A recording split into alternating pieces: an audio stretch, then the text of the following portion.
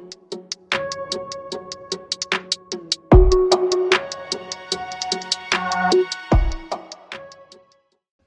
everybody.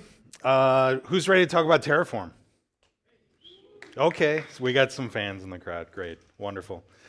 So my talk, this is one of my favorite topics when talking about Terraform, and that is anytime we can mash up providers together. So we're going to be mashing up providers together, the Azure provider and the Grafana provider. So that's what this talk is all about.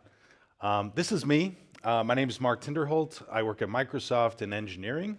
I'm on the Microsoft Azure team, and my team is focused on solving cross-cutting issues within the platform of Azure. That's what I do at Microsoft. I've been doing Terraform for, about 10 years now. Started prior to my time at Microsoft. So I've worked on AWS, Azure, and Google Cloud, and just really fell in love with the tool. And even after joining Microsoft, still feel like I want to share about Terraform and still find ways to use it at Microsoft. So the genesis of this talk actually comes from an internal solution that my team worked on, where we were basically running a workload and capturing telemetry from a system that we were trying to run some chaos experiments against the platform. And so we had your typical infrastructure and application lifecycle management problems that we had. We were collecting telemetry. Ultimately, that was what we were really interested in, because we wanted to see what was happening during these chaos experiments that we were running. And then we, of course, as part of the solution, we had a Grafana dashboard that helped us observe the workload while this chaos was happening, and after the fact as well. Like, we'd go back and we'd do research and studies and things like that. So that's what our solution entailed. And from the infrastructure standpoint, we had the usual suspects. We had virtual machines, databases, and we had logs, Azure Monitor stuff, right? And to get this automated, we had that covered. We used Terraform, right? And across the board, we were able to automate our entire solution. And so it was easy. We got this. Everything is fine. Nothing to worry about there. However, another big part of our solution was not in Azure. It was these Grafana components that were actually a pretty important part of our solution, because really our solution was about deploying this thing, and then running experiments on it, and then seeing what happened to it, right? So really the zeitgeist of the solution was being able to observe, this workload and see what was going on it. So we had a lot of dashboards and panels and queries that we were running against the telemetry that we were collecting from this workload. And we had these Grafana wizards that were working within Grafana to create these dashboards that we used in order to look inside our this workload and see what was going on. And I wish I could say our dashboards look like that. God knows those Grafana wizards, they do some magic, but in real life, Grafana, kind of looks like this, right? So I'm taking some liberties here, but, and, from a Grafana standpoint, the anatomy, you have dashboards, and then within dashboards, you have one to many panels, and then those panels reference data sources, and they have queries embedded within them. That's kind of the structure of what Grafana looks like. So, the first time, we rolled this out, it was pretty easy. We automated all the things, which included our workload, which included a Grafana managed instance. We set the Grafana wizards off to work. They click ops things, to make things beautiful. And it was all wonderful. We had these beautiful dashboards, and we were able to observe what was going on when we ran our chaos experiments. But we started noticing a pattern when we started trying to stamp this out to different environments. The first time it was fine, but as we did this more and more, some patterns emerged. Mainly this one. The Grafana dashboards were basically our strategy was copy pasta, right? And our Grafana wizards ended up doing a lot of copy pasta. It was quite unfortunate. And so even though we had this wonderful automation pipeline that provisioned our infrastructure and application and tied everything together, we had a lot of copy pasta for all of these Grafana components. And so, this was not ideal, right? And so we needed a better solution. And so, interestingly, the solution was, kind of hiding in plain sight, and that was Terraform. Terraform can automate a lot of stuff. I'm sure you guys are well aware, right? There's, we have, of course, the hyperscalers out there that I'm sure many of you have one or more of those that you use Terraform to automate with, but Terraform can do more than just your favorite cloud provider. Enter Grafana. And so once we discovered this, it's like, oh, well, so we already have this automation, motion where we're provisioning our infrastructure, deploying our application, stitching this all together. We could use, Grafana to do that. And so it's kind of what we set out to do. So what do we have to automate? And it was those dashboards, panels, queries, but also data sources. And this is kind of where the Grafana control plane touches the infrastructure, the Azure control plane. All of those queries and whiz-bang dashboards were ultimately querying data sources that we were already provisioning with Terraform. And so how do we fit all this together, right? How do we automate these things? It started with the Grafana managed instance, which we provisioned through the Azure control plane, through the Azure provider. But then on top of that, we have the data sources, the queries, the panels, and all these things would be provisioned through the Grafana provider. And so that's kind of what our solution, was going to look like. But how do we mash this new approach with the way that we're currently working, right? We have, the folks focused on the infrastructure and the application, this workload, right? But then we also have these Grafana wizards that are like working in the Grafana, tool, to author these dashboards.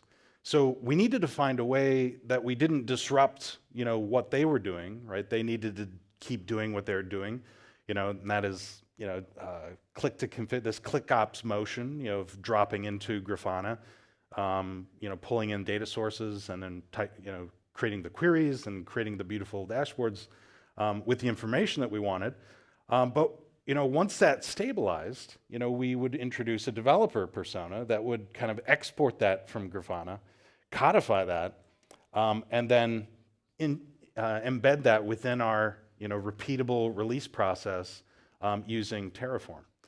And so we also noticed that if we structured things a certain way, unless there was really heavy surgery, like there was a lot of the updates that would happen, could be handled like just with query updates. Like we didn't really need to change the dashboards and the panel structure too much. It was really like maybe we might change some logic within the queries themselves. So now let's kind of look at the code, right? And so this should look pretty familiar. This is an Azure resource, and this is where we started, right? We provisioned that Grafana managed instance. But once that has been provisioned, then we configure the Grafana provider itself. And that takes inputs from the Azure resource, the Azure managed Grafana instance that we provisioned, the endpoint, but then also some authentication details that we provision using the CLI, right, to set up a service account within Grafana and then a token that we can use to auth against Grafana. And once we do that, we can set up our data sources. And those data, like we used the data sources we used were Azure Monitor and Azure Data Explorer, which is like an append-only database that's used for telemetry on Azure. But Grafana has a tremendous number of these different data source types, each with their own schema. So this resource, the Grafana data source, you can, once you find out what that type is that you want, to use as a data source within your dashboards, you just need to figure out what that schema looks like, and you'll be able to connect up to it. Chances are you're already provisioning that thing with Terraform, on whatever cloud that you're targeting. Now, this is where it starts to get a little bit different, a little bit weird. And if you worked with Terraform on automating cloud infrastructure, the approaches that we're going to start talking about just in the next couple of slides are going to feel a little non-conventional, and that's because we're not automating infrastructure anymore. We're automating to the Grafana control plane, and we're automating those Grafana dashboards. And so it's going to be a little bit of a learning curve. And so let's go back to what we have to automate. We have these data sources, we have queries, panels, dashboards, and essentially, if you think about it, like the data sources are kind of this base layer that's the closest to the infrastructure. The queries, hit that. The queries are referenced by panels. The panels go into dashboards, and you have this kind of layering effect, kind of like these matryoshka nesting dolls, right? Like a smaller thing encapsulated within a bigger thing, into a bigger thing, and a bigger thing, until you work up to that epic Grafana dashboard where, you have all that whiz-bang happening. And so if you think about it from a layering perspective, right, these smaller bits, it kind of helps understand kind of the anatomy of like what's going on from an automation standpoint. So we're going to go down a journey where we're kind of opening these dolls, going down until we hit bottom, and then we'll kind of build them back up until the culmination of like when we actually automate this whole thing. So starting at the top, right, the big grandma babushka doll, right, is the dashboard, right? And essentially, this is just a big JSON file, right?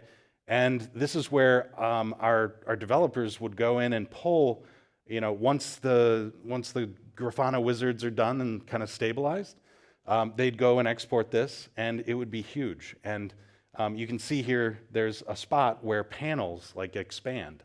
And so, if you double click into that, okay, we're going to kind of open the next doll up, right? Now we're down inside of a panel, and a panel is just a JSON object, right, that goes into that collection within the dashboard's document itself. And so inside here, you see references to our data source, and then you also see, I don't know if you can see it very well, but you see the query down in there.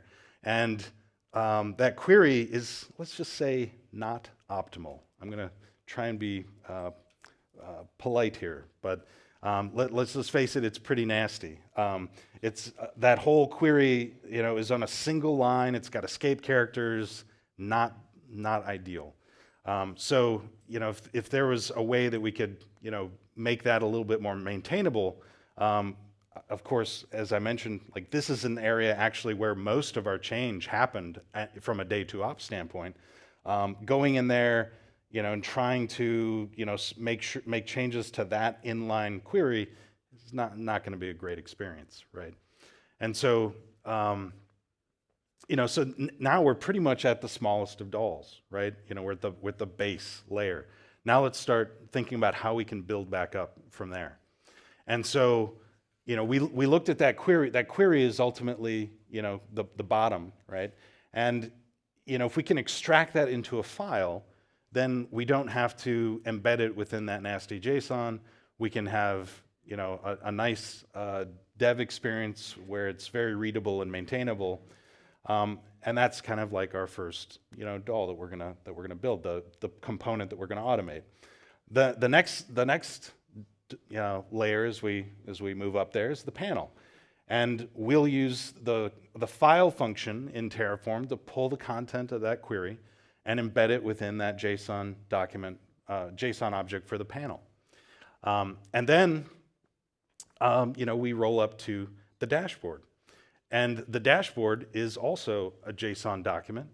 And, we will use template file to parameterize and plug in the panels with the queries and the data sources, and now we have, our next doll.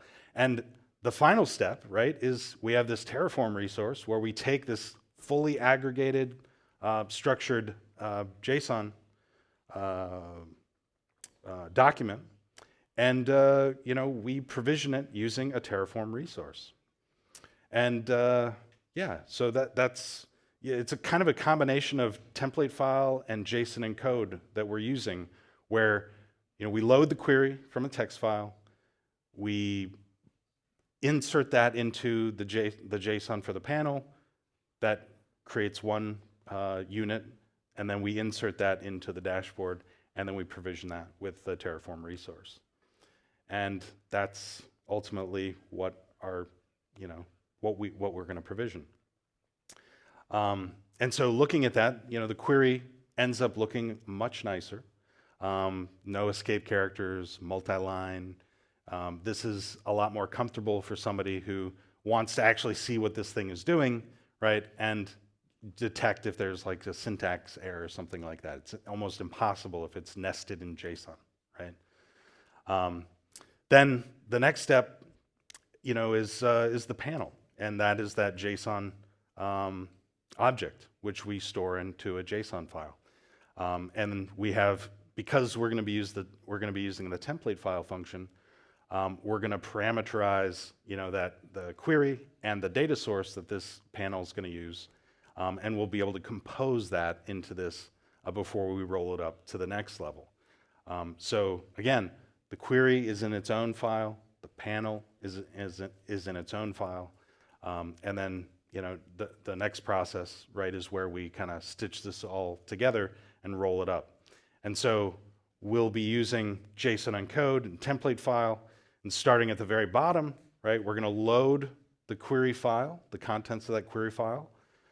We're going to JSON encode that and pass that in as a parameter to the query for the panel.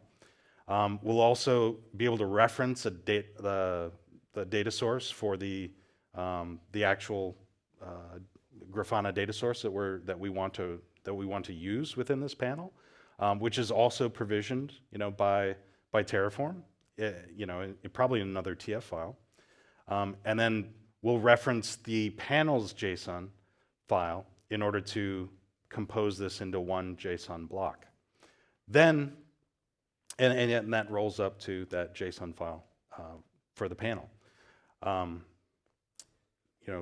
Stacking these dolls. Okay, and then finally we're at the we are at the place where we can provision the dashboard, and we need to pull in that panel JSON as a parameter to the dashboard JSON file, and then we just provision that to the Grafana managed instance that we deployed. And so, yeah, it's kind of like this 4-step process as you roll it up to be, into this resource that will carry it into the Grafana instance. Yeah. So just to recap, right? We're loading, the query into the panels, into the dashboard, and we've isolated each of those artifacts into their own file, right? So that if we want to make updates to any one of those components, we don't have to go search around in some giant JSON file in order to do that. We can drop into the query, we can edit the query, we can tweak the panel if we want to tweak the panel. In the dashboard, if we want to add additional panels, right, we can just insert the additional panels, from there. And so this creates a much more maintainable, code library, right, that we can maintain all these components for.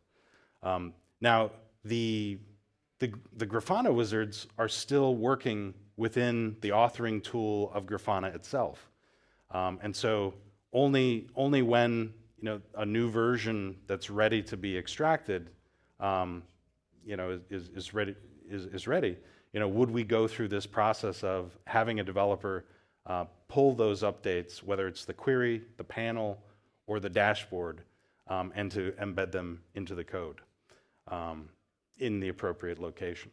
So, yeah. I think if there are 3 things that I'd like you to take away from this talk, one is be creative. Look at the providers that are available out there in the provider registry. think about components of your architecture beyond the cloud platform that you happen to be targeting. You know, whether it's Datadog or whether it's, you know, a particular database or something like that. There are a tremendous number of providers out there that you can stitch together comprehensive solutions to streamline the automation and release process for what you're trying to achieve. And you know, the Grafana is just another control plane that layers on top of Azure. I think Kubernetes is another great example of like where there's another control plane that's layered on top of a cloud platform control plane. But yeah, these are, I think it's something that, you know, we often don't think about. And then the next thing, probably number 2, is also recognize that there are different ways of working. So, you know, typically when we're automating infrastructure, you know, we have a platform team, we have an app dev team.